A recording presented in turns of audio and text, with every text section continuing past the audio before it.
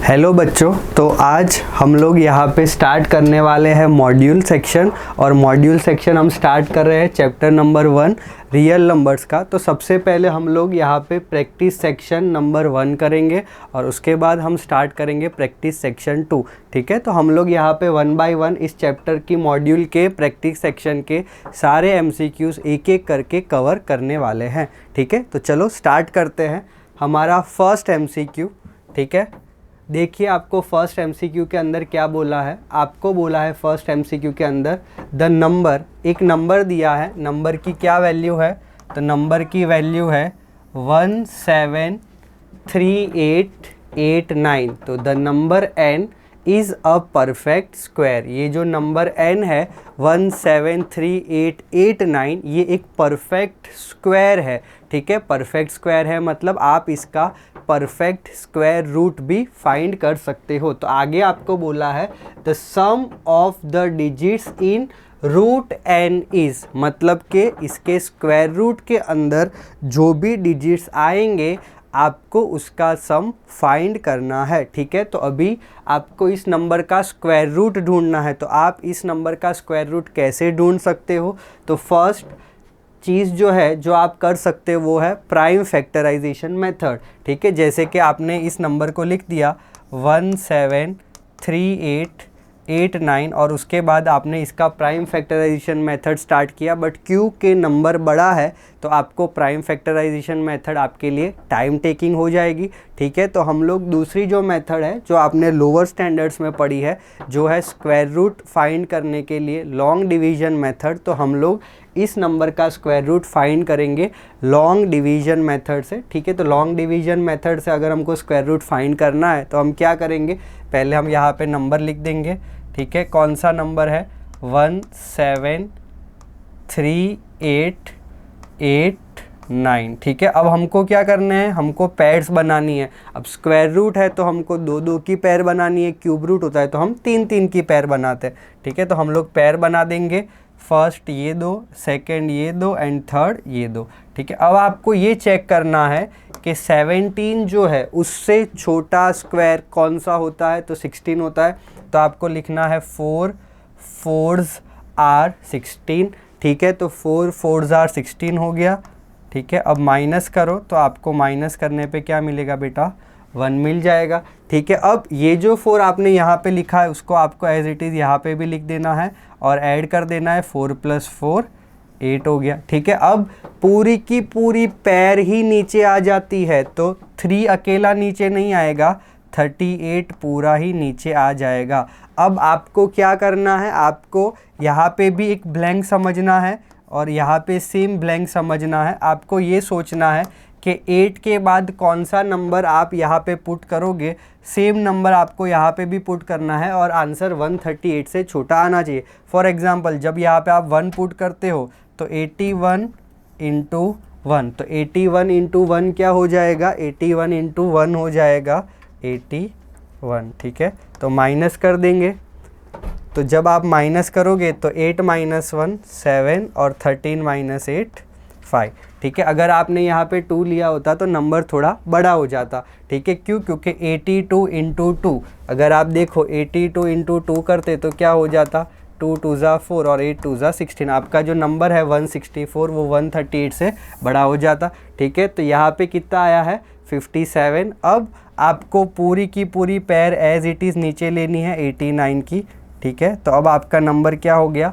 5789। अब ये जो 1 आपने यहाँ पे लिखा है वो वापस नीचे भी आ जाएगा, तो यहाँ पे 81 + 1 होके हो जाएगा 82। ठीक है, अब यहाँ पे भी आपके पास एक ब्लैंक आएगी। ठीक है, एंड यहाँ पे सेम वापस आपके पास एक ब्लैंक आएगी। तो आपको ये सोचना है कि यहाँ पे आप कौन सा नंबर पुट करोगे, तो आपका जो नंबर है वो आ जाएगा 5789।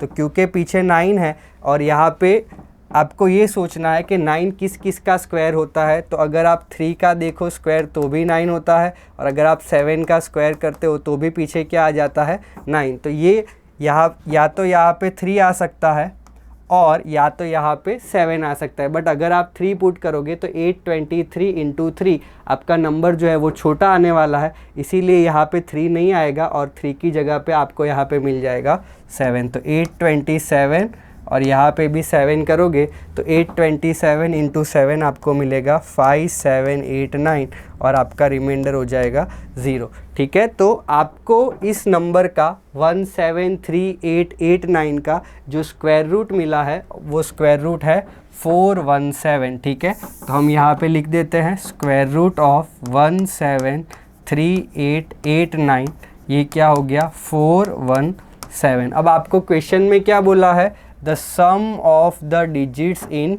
स्क्वायर रूट ऑफ n, यानी कि इसके स्क्वायर रूट के अंदर जो भी डिजिट्स है आपको उसका सम करना है, दैट इज़ 4 + 1 + 7। तो this comes out to be 8 + 4 12। ठीक है, यहाँ पे कौन सी चॉइस है, 12 नंबर 1 चॉइस है। ठीक है, तो यहाँ पे आपकी चॉइस फर्स्ट आ जाएगी, यानी कि आपका जो करेक्ट आंसर है वो हो जाएगा 12। ठीक है, तो चलो नेक्स्ट आगे बढ़ते हैं MCQ नंबर 2 पे। ठीक है, MCQ नंबर 2 है आपका 56 का स्क्वायर माइनस 49 का square is equal to 7p। तो p की वैल्यू क्या होगी, तो यहाँ पे आप 56 का स्क्वायर माइनस 49 के स्क्वायर इक्वल टू 7p, तो आप लेफ्ट हैंड साइड में a square minus B square की आइडेंटिटी अप्लाई कर सकते हो। तो यहाँ पे जब आप आइडेंटिटी अप्लाई करोगे तो आपको पता होगा a square minus B square की आइडेंटिटी क्या होती है, ये होती है a minus B into A plus B. तो इसी आइडेंटिटी की हेल्प से आपका जो क्वेश्चन है 56 का स्क्वायर माइनस 49 का स्क्वायर, इसका आंसर आएगा 56 minus 49 and 56 plus 49 is equal to यहाँ पे क्या आएगा 7p। ठीक है, अब यहाँ पे देखो ये हो जाएगा 56 में से 49 आपको माइनस करना है, तो ये हो जाएगा 7 और 56 प्लस 49 अगर आप दोनों को ऐड करोगे तो 50 40 90 96 और 9 ये हो जाएगा 105 is equal to 7 into P. अब यहाँ पे देखोगे आप तो 7 और 7 दोनों कैंसल आउट हो रहे हैं, तो आपको p की वैल्यू मिल जाएगी, कितनी आ गई आपकी p की वैल्यू 105। तो यहाँ पे कौन सी ऑप्शन है 105, थर्ड चॉइस है। तो आपका सेकेंड MCQ का आंसर आएगा थर्ड ऑप्शन, दैट इज़ 105। ठीक है, चलो नेक्स्ट MCQ देख लेते हैं।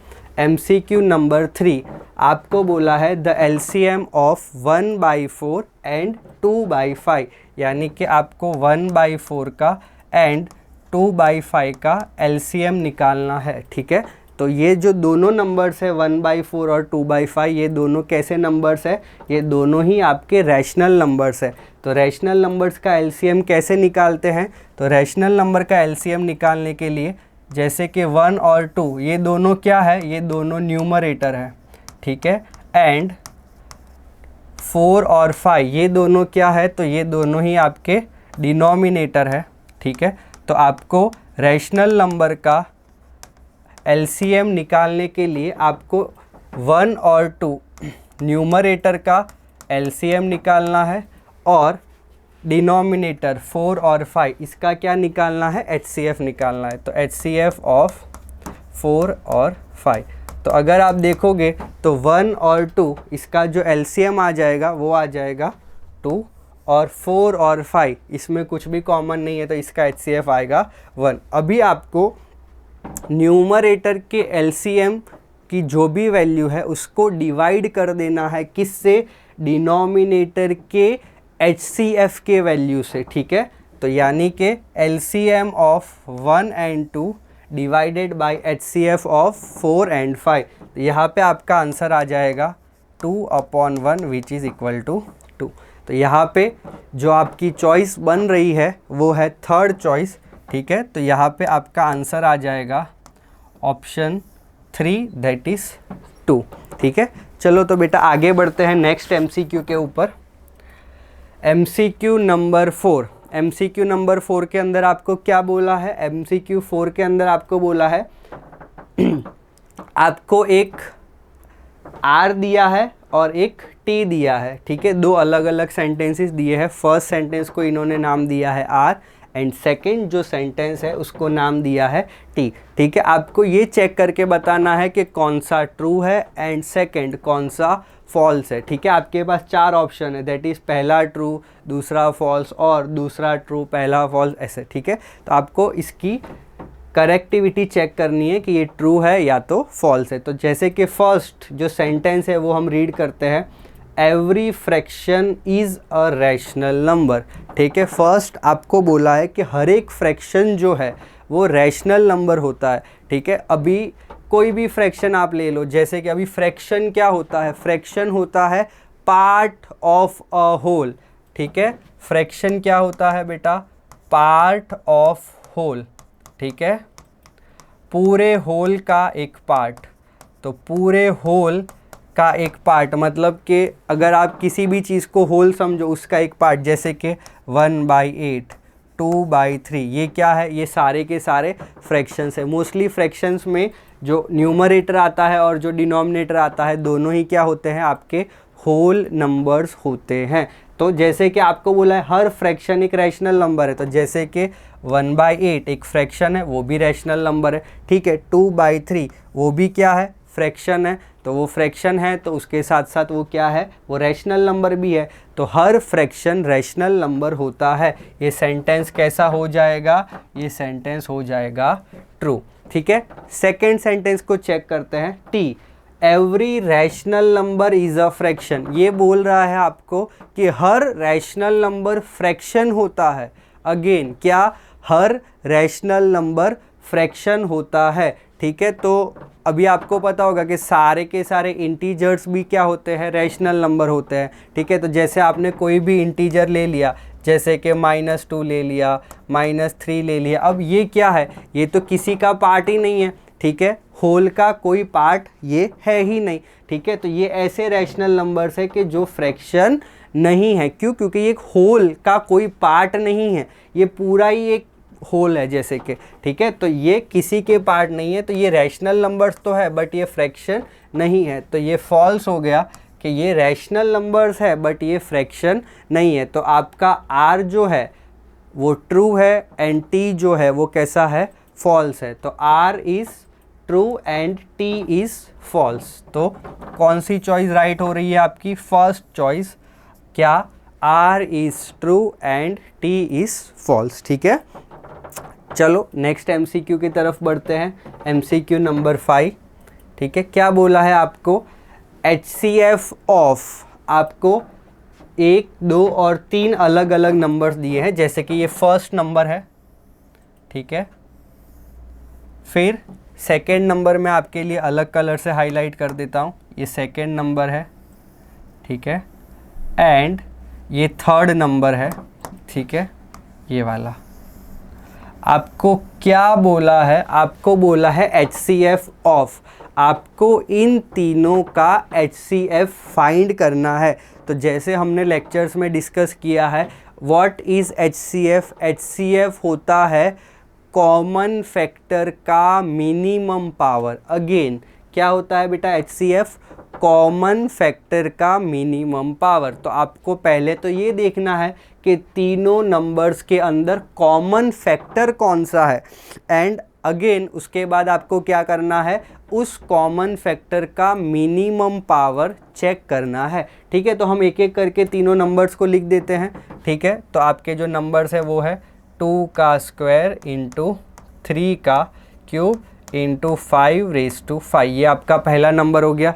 ठीक है, सेकेंड नंबर को लिख देते हैं 2 का क्यूब इंटू 3 का स्क्वायर इंटू 5 का स्क्वायर इंटू 7⁻1।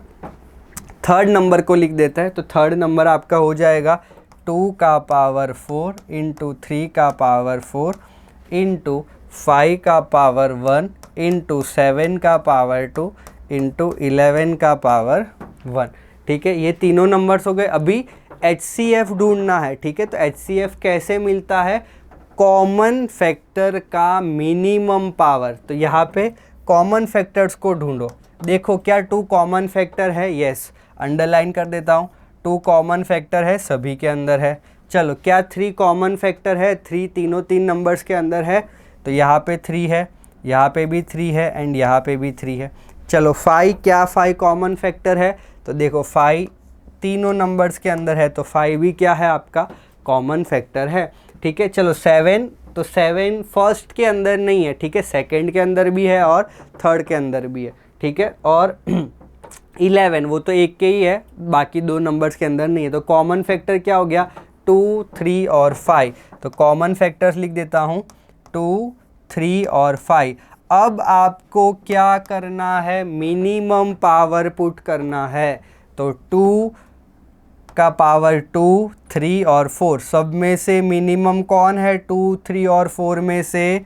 यस, कौन है? 2। ठीक है, चलो 3 के लिए चेक करेंगे। 3 का पावर 3, पावर 2 और पावर 4, सबसे मिनिमम नंबर कौन है? 2। ठीक है, चलो उसके बाद नेक्स्ट 5 के लिए चेक करेंगे। 5, 2 और 1, तो सबसे मिनिमम पावर कौन है? 5 का 1। ठीक है, तो आपका आंसर क्या आ रहा है? 2 का स्क्वायर, 3 का स्क्वायर, 5 टू द पावर 1। तो आपको चेक करना है कौन सी चॉइस ये आपको सेम आंसर शो कर रही है। तो चेक करोगे तो आपको पता चलेगा कि आपकी जो फर्स्ट चॉइस है वो सेम आंसर शो कर रही है। 2 का स्क्वायर, 3 का भी स्क्वायर और 5 का जो पावर है वो कितना है?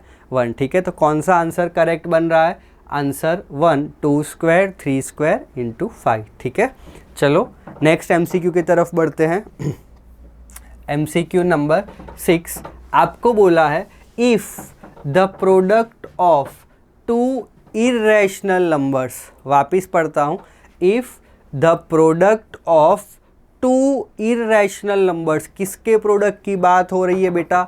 2 इर्रेशनल नंबर्स के प्रोडक्ट की, और वो कैसा है? Is rational. If the product of 2 irrational numbers is rational, आपके पास ऐसे 2 इर्रेशनल नंबर्स है जिसका प्रोडक्ट कैसा है बेटा? रैशनल है। Then which of the following can be concluded, अगर आपके पास 2 ऐसे इर्रेशनल नंबर्स है जिसका प्रोडक्ट रैशनल है, तो आप इसमें से किस चीज़ को कंक्लूड कर सकते हो? मतलब कि नीचे दिए हुए ऑप्शन में से आपका कौन सा ऑप्शन करेक्ट है, ये आपको चेक करना है। ठीक है, तो अभी मैं ऐसे 2 इरेशनल नंबर्स ले लेता हूँ जिसका प्रोडक्ट कैसा है? रैशनल है। जैसे कि मैंने जो नंबर्स लेने हैं वो मैंने ले लिए 2 + √3 और सेकेंड नंबर 2 - √3। ठीक है, अब मुझे क्या बोला है? मुझे बोला है कि इन दोनों का प्रोडक्ट रैशनल होना चाहिए। तो मैं चेक करता हूँ कि पहले तो मैंने जो नंबर्स लिए है वो सही है या गलत है, पहले तो मुझे ये चेक करना पड़ेगा। तो इन दोनों का प्रोडक्ट चेक करते हैं। तो ये होगा, प्रोडक्ट क्या हो रहा है बेटा इसका? 2 + √3 इंटू 2 - √3। तो 2 का a + b, a - b की आइडेंटिटी लग रही है यहाँ पे, जो होता है a² - b²। तो ये हो जाएगा 2 का स्क्वायर -√3 का स्क्वायर, तो 4 - 3 which comes out to be 1। तो जैसे कि क्वेश्चन में आपको बोला था 2 इर्रेशनल नंबर्स जिसका प्रोडक्ट कैसा है? रैशनल। ठीक है, तो हमारे दोनों इरेशनल नंबर्स कौन हो गए? 2 + √3 और 2 - √3, और जिसका प्रोडक्ट भी क्या है? रैशनल। तो अब मैं ये चेक करूँगा कि मेरी कौन सी ऑप्शन जो है वो करेक्ट है। ठीक है, तो देखते हैं यहाँ पे कौन सा ऑप्शन करेक्ट है। First, the ratio of the greater and the smaller number is a integer. ठीक है, तो ग्रेटर नंबर यानी कि 2 + √3 और स्मॉलर नंबर यानी कि 2 - √3, इसका जो रेशियो है ये क्या आना चाहिए? इंटीजर आना चाहिए। तो आपको पता है इरेशनल अपॉन इरेशनल, और अभी आपको इसको सिंप्लीफाई करने के लिए यहाँ पे रैशनलाइज करना पड़ेगा, और लास्ट में आपका जो आंसर आएगा वो इंटीजर आने वाला नहीं है। तो आपका जो फर्स्ट ऑप्शन है वो इनकरेक्ट है। चलो सेकंड ऑप्शन चेक कर लेते हैं। सेकंड ऑप्शन में आपको क्या बोला है? The sum of the numbers must be rational. ठीक है, तो यहाँ पे आपको बोला है कि जो सम ऑफ द नंबर्स है वो रैशनल ही होगा। तो ज़रूरी नहीं है। क्यों ज़रूरी नहीं है? क्योंकि अगर मैंने यहाँ पे 2 नंबर्स जो है वो लिए होते √3 एंड √3, तो अभी यहाँ पे मेरा जो दोनों का प्रोडक्ट है √3 इंटू √3 वो क्या हो जाता? 3। मतलब 2 इरेशनल नंबर्स का प्रोडक्ट तो कैसा है? रैशनल है। बट जब आप इसका एडिशन देखो √3 + √3, तो ये क्या हो रहा है? 2 √3 हो रहा है। जो 2 √3 जो है वो तो रैशनल नहीं है, ठीक है। तो यहाँ पे आपको सेकंड में क्या बोला है, the sum of the numbers must be rational, तो सम ऑफ द नंबर्स ये रैशनल नहीं है, तो ये चॉइस भी कैसी हो गई आपकी, इनकरेक्ट। चलो थर्ड चॉइस देखते हैं। थर्ड में बोला है the excess of the greater irrational number, मतलब बड़े वाले इरेशनल नंबर का जो भी एक्सेस है वो किसके ऊपर, over the smaller irrational number, मतलब बड़े इरेशनल नंबर का जो भी एक्सेस है स्मॉलर इरेशनल नंबर के ऊपर, वो कैसा होना चाहिए, रैशनल होना चाहिए। मतलब ये आपको आसान लैंग्वेज में ये बताना चाहते हैं कि बड़ा वाला इरेशनल नंबर माइनस छोटा वाला इरेशनल नंबर क्या होना चाहिए, रैशनल होना चाहिए, ठीक है। तो अभी यहाँ पे अगर आप चेक करोगे तो बड़ा वाला रैशनल नंबर और बड़ा वाला इरेशनल और छोटा वाला इरेशनल का डिफरेंस देखते हैं। तो इसके लिए मैं नया एग्जांपल ले लेता हूँ। यहाँ पे मैं एग्जांपल ले लेता हूँ 2√3 एंड √3 का।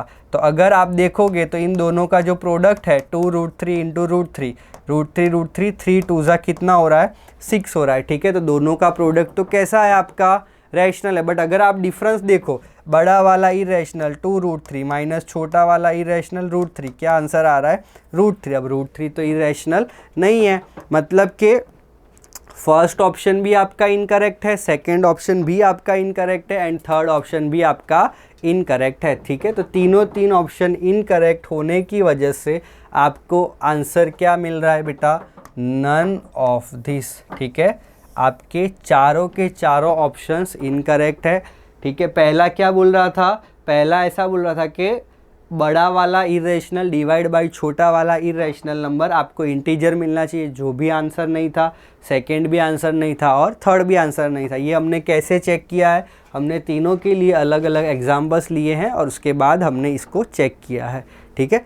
चलो नेक्स्ट MCQ नंबर 7, आपको बोला है फाइंड द HCF ऑफ, किसका HCF फाइंड करना है आपको, 432 एंड 504। आपको 432 और 504 दोनों का ही HCF फाइंड करना है। तो प्राइम फैक्टराइजेशन से फटाफट कर लेते हैं। 432, 2 2 ज़ा 4, ठीक है, 2 1 ज़ा 2, 2 6 ज़ा 12, ठीक है। 2 1 ज़ा 16, तो 1 नहीं हो रहा है, 0 8, ठीक है। अगेन 2 54, ठीक है। अगेन 2 27, फिर 3 9 ज़ा 27, 3 3 ज़ा 9 एंड 3 1 ज़ा 3, ठीक है। तो अगर आप इसका प्राइम फैक्टराइजेशन देखोगे तो क्या आ गया, 2 का पावर 4 और 3 का पावर 3, ठीक है। अब दूसरे वाले नंबर का भी प्राइम फैक्टराइजेशन करके देख लेते हैं, ठीक है। 504, ठीक है। तो 2 2 ज़ा 4, इधर से 1 बचा, 0 बचा, 2 5 ज़ा 10, 2 2 ज़ा 4, अगेन 2 1 ज़ा 2, ठीक है। अब 5, तो 2 2 ज़ा 4, 2 6 ज़ा, ठीक है। अब वापस 2 से करके देख लेते हैं।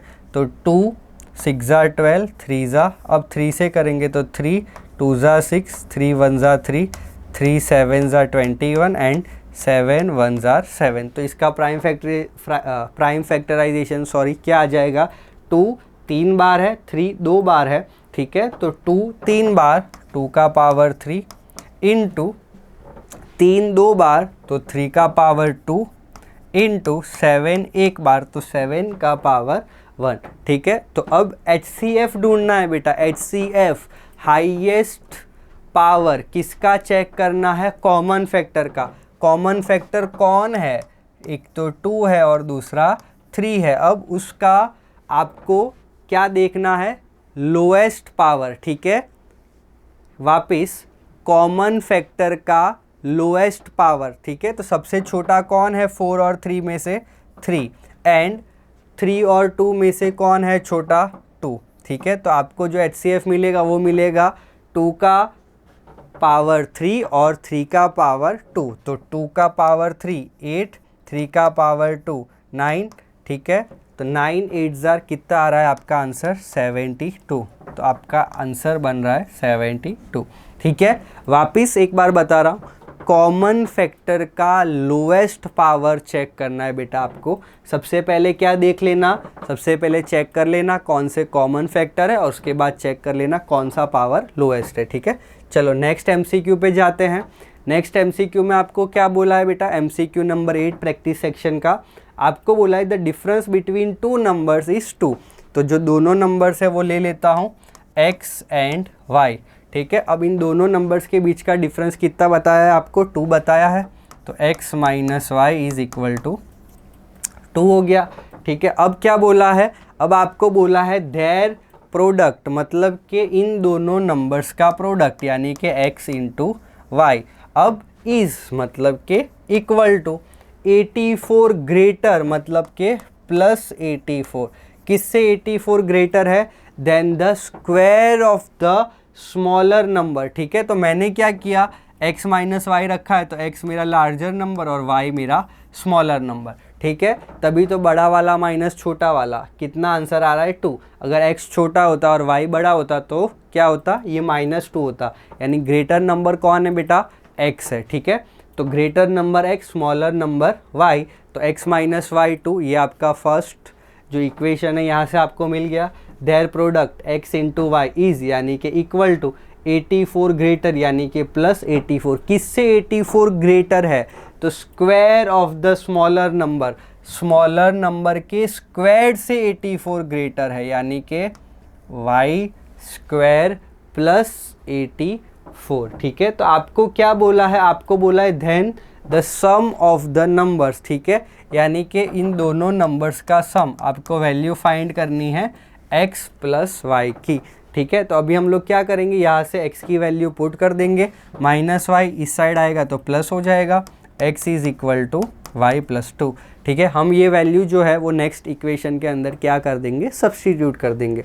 तो ये x की जगह पे यहाँ पे पुट कर देते हैं, x की जगह पे y प्लस 2 इंटू वाई, यानी कि y यहाँ पे रख दिया, is equal to Y square plus 84, ठीक है। y के साथ मल्टीप्लाई होगा, y into Y square plus 2 into Y कितना हो जाएगा, 2y is equal to Y square plus 84, ठीक है। तो अब यहाँ पे देखो y स्क्वायर दोनों साइड है तो कैंसिल आउट हो गया, आपको क्या मिला बेटा, 2y इज इक्वल टू 84, तो y क्या हो जाएगा, 84 का हाफ, 84 का हाफ यानी 8 का हाफ 4 और 4 का हाफ 2, तो आपको y की वैल्यू कितनी मिली, 42। तो x की भी वैल्यू यहाँ से मिल जाएगी, x क्या हो जाएगा, 42 प्लस 2, यानी कि x कितना हो गया, 44। अब आपको क्वेश्चन के अंदर क्या पूछा है, आपको क्वेश्चन के अंदर पूछा है कि x प्लस वाई की वैल्यू कितनी होगी, ठीक है। तो x कितना है